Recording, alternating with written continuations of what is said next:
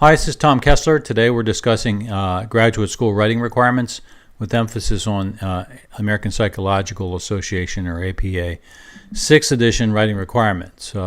When you get to a point where you're in graduate school, there's a certain expectation that your writing will be at a certain level. And this is important to get good grades and to get through the program. And because of this, my advice to everyone is that when you submit something to an instructor, that it be edited, proofed for mistakes and errors and compliance with APA requirements. For this reason, I generally encourage students to make sure that they either submit their work to their university's writing center. It might be an online writing center or one where you have to go to face-to-face. Or to have someone either at home or someone you know socially or someone at work take a quick look at your work before you submit it and give you some edit feedbacks. So that's really kind of critical, and that's really the essence, and I'll sort of finish with that same message at the end of the discussion. We're going to cover 6 topics: general APA formatting requirements, formatting the report title and the report subheadings, general writing considerations and requirements, how to cite your sources, how to write in the proper tense in terms of present versus future tense, and then finally how to format the references for your report. So topic number 1 is the general APA formatting requirements, and they're fairly straightforward. Your paper size needs to be 8.5 by 11, and in terms of layout, you must use 1-inch right and left margins throughout the entire report with no exceptions. Your font and type size, you should use 12-point Times New Roman. Don't try to make your headers or any other parts be 14-point. We don't do that. Everything is 12-point Times New Roman. We'll talk in a little bit about how you format your chapter heading and your subheadings. In terms of spacing, everything in the report has to be double spaced. There's one exception, which I'll get to in a few minutes, but forget about it for now. Just recognize that everything needs to be double spaced. When we talk about double spacing in Microsoft Word, if you go to the Home tab on the top of the menu and you highlight the entire report, you're going to notice in the paragraph area of your heading, there's an up-down arrow pointing up and down. And when you click on that, you'll see 1, 1.15, 1.15, 2.0, 2.5, and so on. 2.0 means double spacing, not 1.15 or 1.5. So make sure the entire report, you highlight it, you go on the home menu to the up-down arrow, and you set it to be 2.0 so that everything in the report's double spaced. Thereafter, there's no other spacing in your report. There's no blank lines. There's no extra spacing between paragraphs, between subheaders. Everything is really sort of tightly spaced, and that sort of means that when you go to your layout option on your top menu and you highlight the entire report, you make sure that the spacing before is set to 0 and the spacing after is set to 0. There's just simply no spacing in an APA report. It's a very tightly written report. Everything is left justified. There's no center justification where you get nice straight right and left margins. We don't do that. Everything is left justified, so the right side is kind of uneven. We'll make sure that all our page breaks, that all our chapters and all our appendixes start on a new page. That's fairly easy to do. You just locate your cursor at the bottom of the page. You hit the Control and the Enter at the same time, and you get a page break. So then you move, when you're starting Chapter 2 or Part 2, you move to the next page. In terms of indentation, every paragraph has to be indented. This is particularly important in light of what I just said before about no spacing and no blank lines. If you don't indent every paragraph, you can't tell where the subheadings start, the subsections, and so it gets very difficult to read.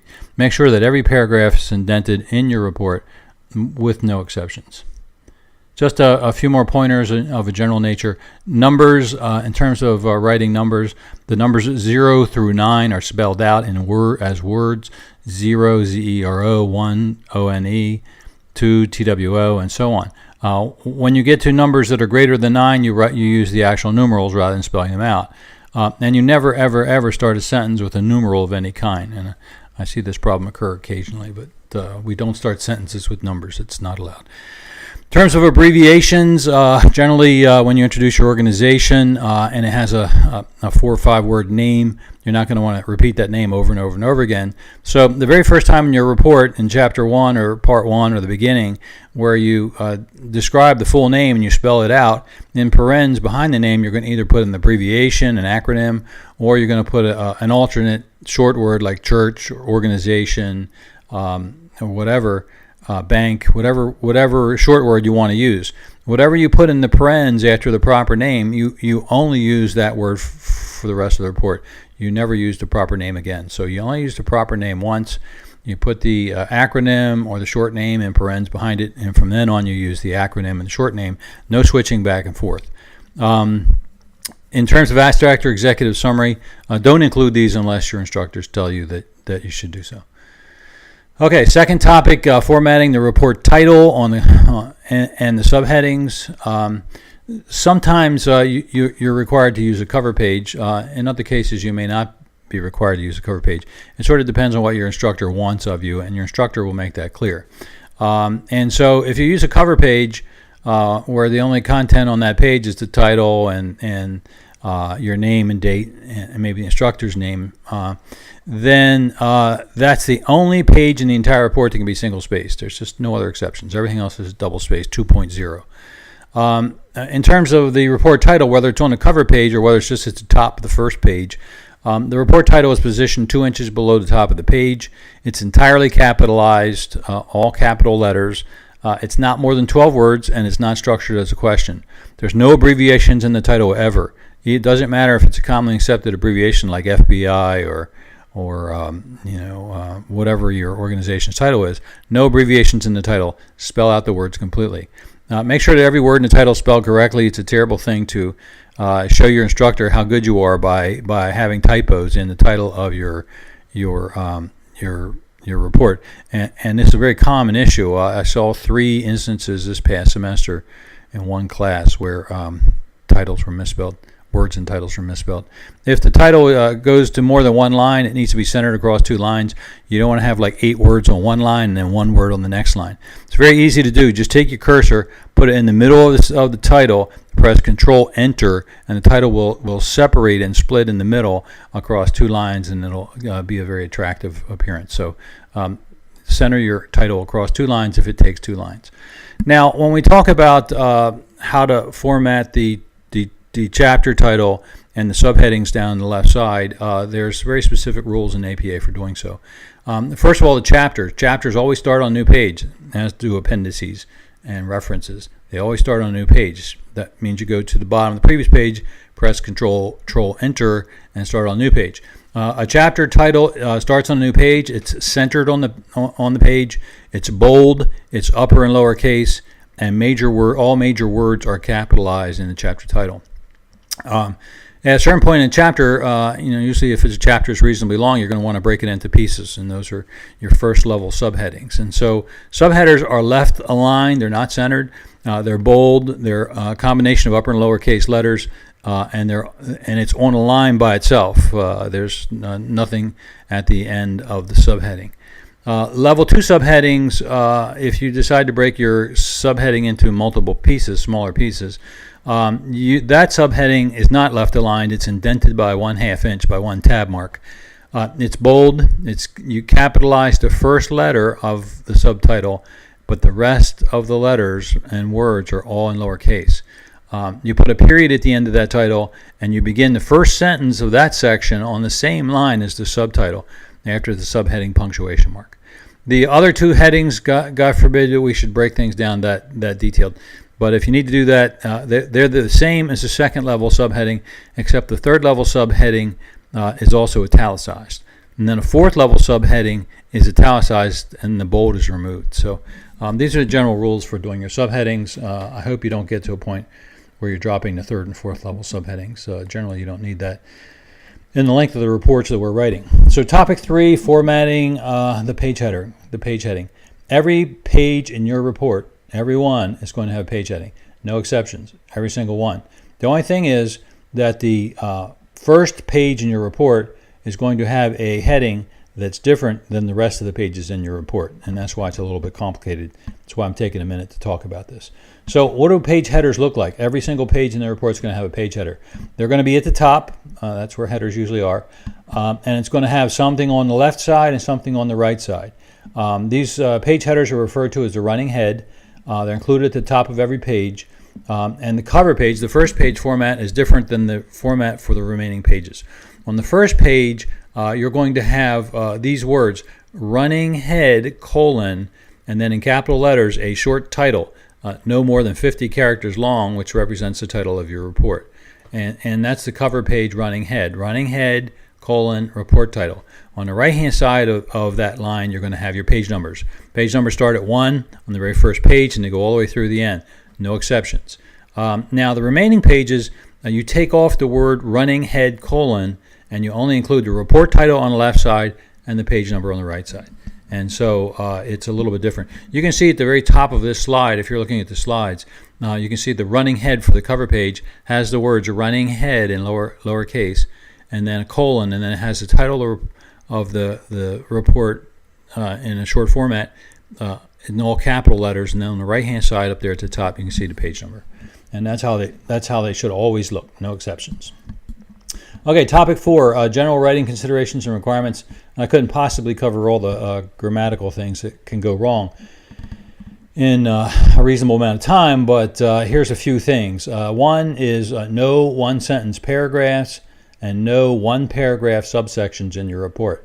I refer to these as mini paragraphs or mini subsections. If you have a paragraph that's only one sentence long, it's not a paragraph. And so you need to combine that sentence with other paragraphs, or you need to add at least one more sentence to make it a 2-sentence paragraph. The same thing if you've got a subsection that only has one paragraph, it's too short. And so unless you plan to expand it, combine that one paragraph subsection with another subsection. No one-sentence paragraphs, no one paragraph subsections. Let's talk about paragraphs of doom. I find this quite often. I always say writing is use it or lose it. Many years ago we learned how to write, and if we don't write a lot now, we kind of forget the basic things that we were taught. One of those things is the definition of a paragraph. A paragraph is, first sentence is the subject, the topic sentence for the rest of the paragraph, and then based after that first sentence, the rest of the sentences give more details about the topic sentence. And so, but I find students who just write, and they start writing and they never indent. So I call these paragraphs of doom. And I always know if I get a report and the entire page has no indentations on it, just the one at the top, I know it's a paragraph of doom. So no overly long paragraphs, no more than 5 or 6 sentences in a paragraph. You really don't want to torture your readers and make them have to work too hard to understand these components of information, these paragraphs. No personal pronouns in academic writing. We try to keep our personal biases out, so we don't say I, my, we, or our. No personal pronouns anywhere in our report writing. We're going to try to avoid extensive use of bullet lists, and we're not writing an outline. We don't want to review literature and just have list after list after list with bullets of things that the literature said to us. We're really trying to summarize literature. We're doing expository writing. So avoid extensive use of bullet lists. There's some cases where they make sense. If you have like a research question and you want to break it into sub-questions, that looks very nice broken down into a bullet list. But otherwise, avoid the use of bullet lists. Run-on sentences, these are basic things. 2 sentences separated by a comma, it happens quite often. It's easy to fix. Change the comma to a semicolon or put a period in place of the comma and then capitalize the next word. Sentence fragments, I see this quite often where a sentence is written that lacks a subject or a verb. And this happens often when you're writing about a series of things. So here's an example. The moon is round, far away too. Well, the moon is round is a fine sentence, but far away too doesn't have a subject. What's far away, right? And so that has to be fixed. It is also far away.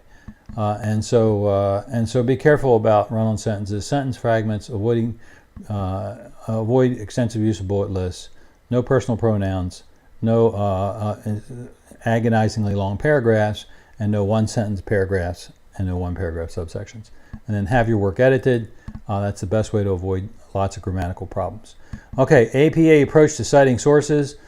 Cite all sources and facts, all dates, all locations, all factual numbers. Everything has to be cited. You start out your report talking about an organization. You talk about where the organization is located, how many people were employed. Those are facts, and they have to be cited. Probably their website, probably to a report, but everything has to be cited. Do not have content, especially factual content, persons, places, things, numbers, that isn't cited to some source. And then here's the most important rule about citations for APA. Never, ever, ever have a citation located outside of punctuation marks. We just don't have these weird floating citations.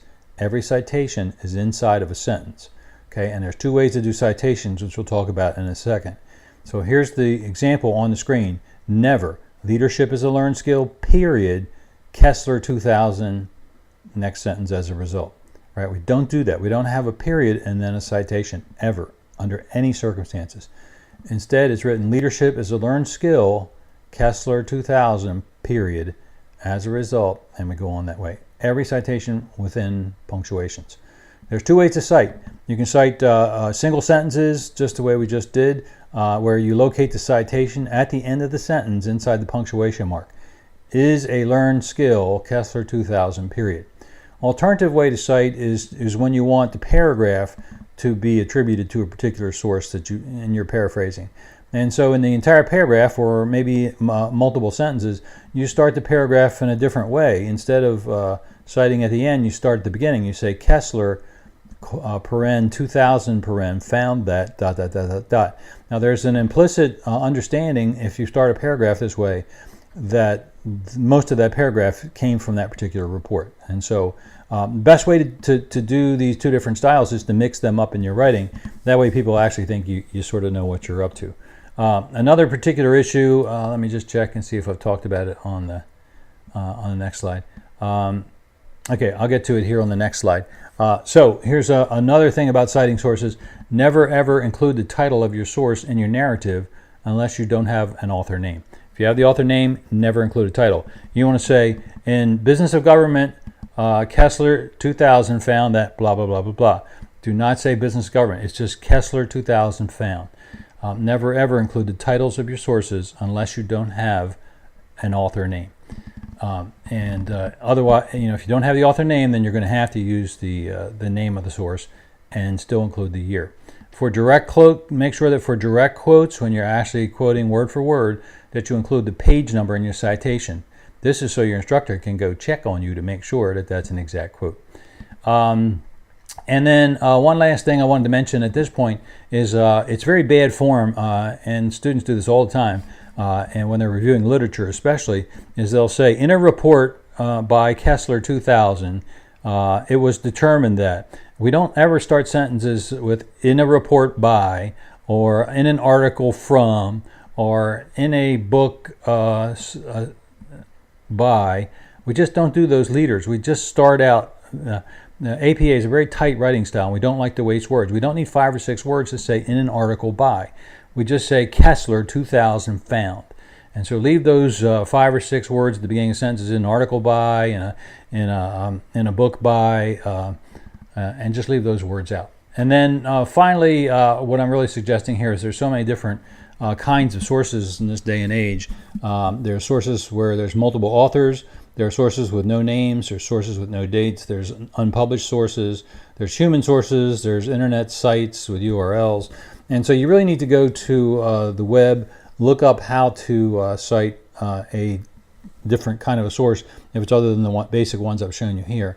And so I encourage everyone to go. Purdue University, purdue.edu, has a writing center, writing laboratory called OWL, O-W-L. And so owl.english.purdue.edu has some great resources. Otherwise, you can just Google APA style and you'll get lots of different sites that show you how to cite things.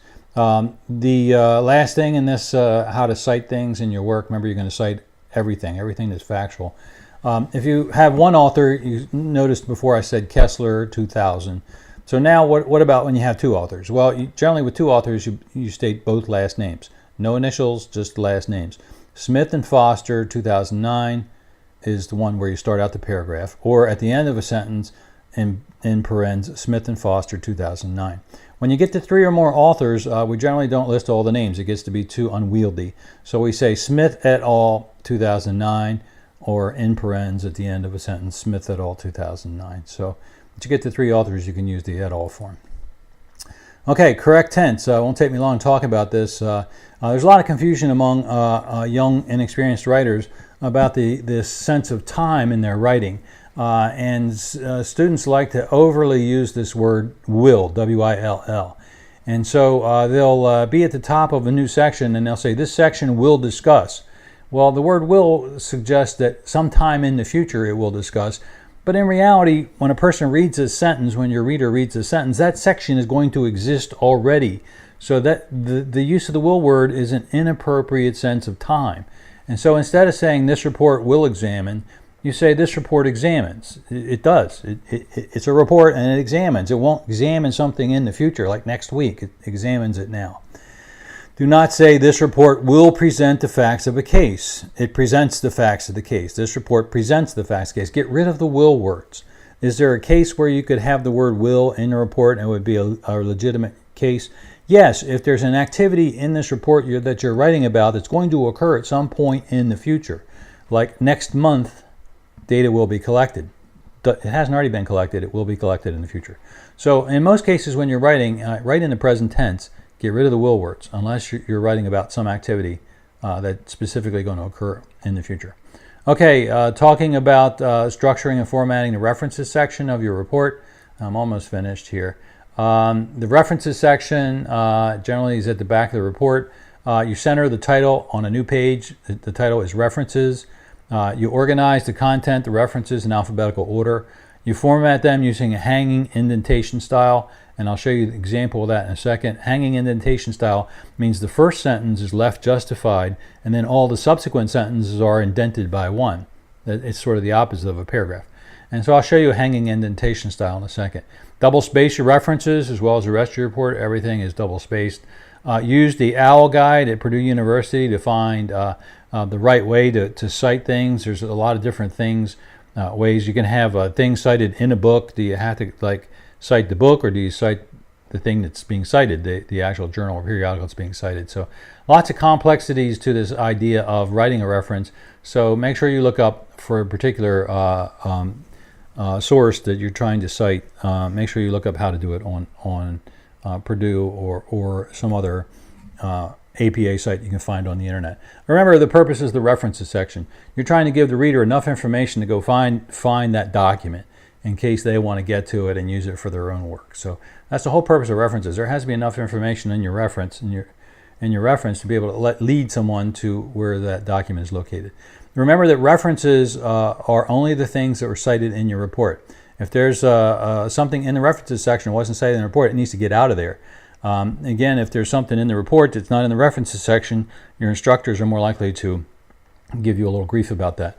And so references are required. They're only the things cited in your report and nothing else.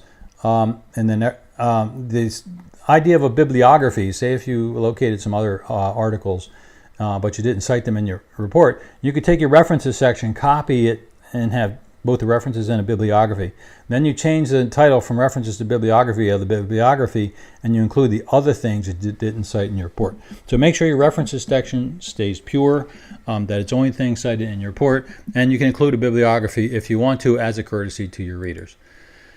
Okay, this is my last slide. These are examples of references. This is the hanging indentation format where the citation starts out left aligned, and then subsequent lines are indented by one. And so you can see examples for Centers for Disease Control is a hanging indent style, Cook A, and so on. So you can sort of see what these things look like. And these are just different examples of citations. In the case of Centers for Disease Control, we didn't have the author name. We only had the organization name. So we had to use the organization's name back wherever in the report we cited this instead of the author's name because we don't have an author. And so you can sort of see the rest of these are just author names. Okay, that's the end of the presentation. I hope it's helpful to you. I really encourage everyone to have their work edited before submitting it. Make sure that the APA things are taken care of, and impress your instructors that you're a top-notch student so you can get your best possible grades. Thank you for listening and have a good day.